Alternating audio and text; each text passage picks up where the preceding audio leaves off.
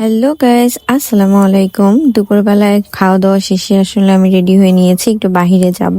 আমি আর আমার ভাগ্নি আসলে আমার কাজিনের বিয়ে, তো ঢাকার বাহিরে যাব আমরা নওগাঁতে। এই জন্য আমার ভাগ্নি দুইটা বিড়াল আসলে ওর বান্ধবীর বাসায় রাখতে গিয়েছিলাম। তো 2 দিন ছিল, কিন্তু একটা বিড়াল খাওয়া দাওয়া বন্ধ করে দিয়েছিল। এই জন্য আমরা যেহেতু একদিন থাকছি, এই জন্য আমরা কোকোকে আনতে গিয়েছিলাম। একটা বিড়ালের নাম কোকো আর একটা মিকি। তো কোকোকে আমরা আনতে গিয়েছিলাম, ও যেহেতু খাওয়া দাওয়া একদম বন্ধ করে দিয়েছিল, তো ওকে আমরা বাসায় এনে খাওয়া দাওয়া করাবো। আর বুঝতেছিলাম না যে কি করা যায়, কারণ বিড়াল তো আসলে নিয়ে যাওয়া যাবে না। তো স্নেহা ভিতরে যে কোকোকে নিয়ে আসলো, আর আমি রাস্তায় এই যে রিক্সাতে ওয়েট করছিলাম। তো ওকে নিয়ে আসার পরে আমরা বাসার উদ্দেশ্যে রওনা হয়ে গেলাম।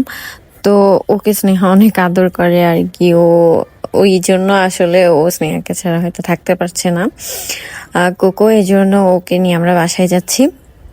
তো এটা ছাড়াও আমার আরেকটা প্ল্যান আছে, যে আমি ভেবেছি যে এখান থেকে একটু আগারগা যাব। আমার আগারগাঁয়ে একটু ভালোই লাগে ঘুরতে, আসলে শেওড়াপাড়া থেকে কাছে, তো এই জন্য মাঝে মাঝে যাই, ভালো লাগে আর কি। তো এখানে স্নেহা ওরে ঠান্ডা লাগতেছে দেখে ওর গেঞ্জি দিয়ে আসলে কুকুরে জড়াই রাখতেছে যেন ওর ঠান্ডা না লাগে। তারপরে ওরা চলে গেল বাসায়, আর আমি আগারগাঁয়ে যাচ্ছি একটু। আগারগাঁয়ে আসলে আমার ভালোই লাগে। রিক্সা থেকে নেমেই দেখে এত পরিমাণে বাতাস আর ঠান্ডা লাগছিল অনেক বেশি। মানে এতদিন তো ঢাকায় একদমই ঠান্ডা ছিল না, কিন্তু আজকে রোদটাও একটু কম কম উঠছে, এবং অনেক ঠান্ডা বাতাস ছিল ওইখানে, আগে জানতাম না আর কি।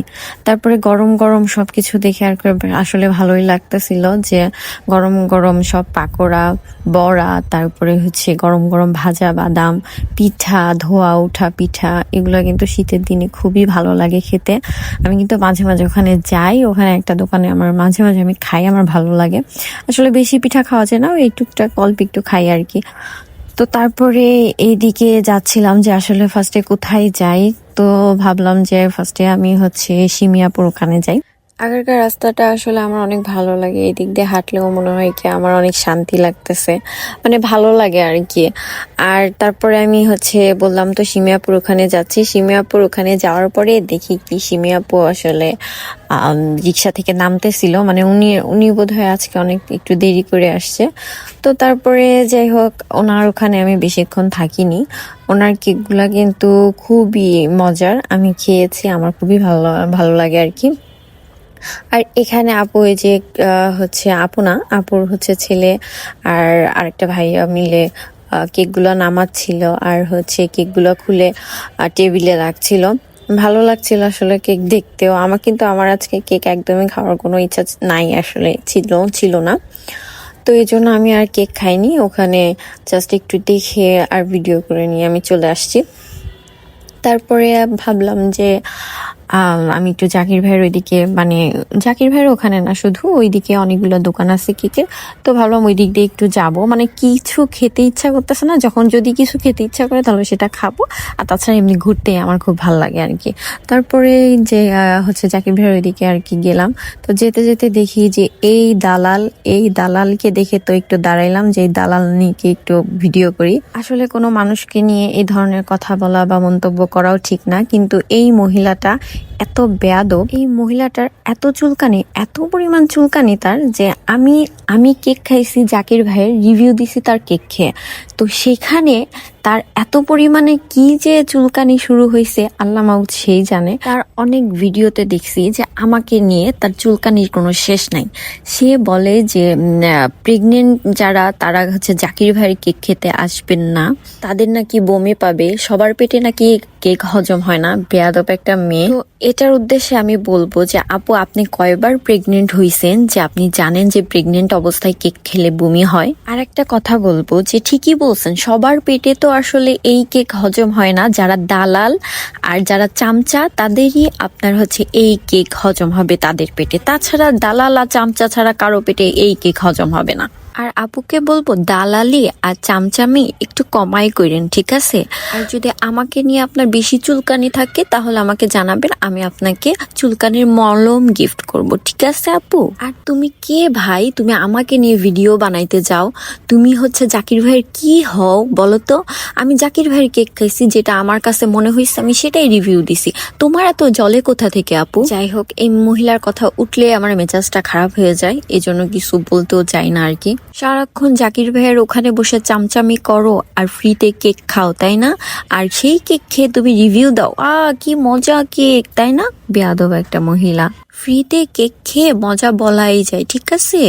নিজের টাকা দিয়ে, কষ্টের টাকা দিয়ে কেক কিনে খাবেন, তারপরে দেখবেন যে কেমন লাগে, ঠিক আছে? ফ্রিতে কেক খেয়ে আর হচ্ছে মিথ্যা মিথ্যা প্রশংসা করাই যায়। আমি তো আপনার মতো আর মিথ্যা প্রশংসা করি না, আমার কাছে যেটা মনে হয়েছে আমি সেটাই ওখানে বলছি, ঠিক আছে আপু? তার একটা ভিডিওতে দেখেছি যে সে বলেছে আমাকে নিয়ে যে ব্রাশ না করে কেক খেলে নাকি বমি আসবে।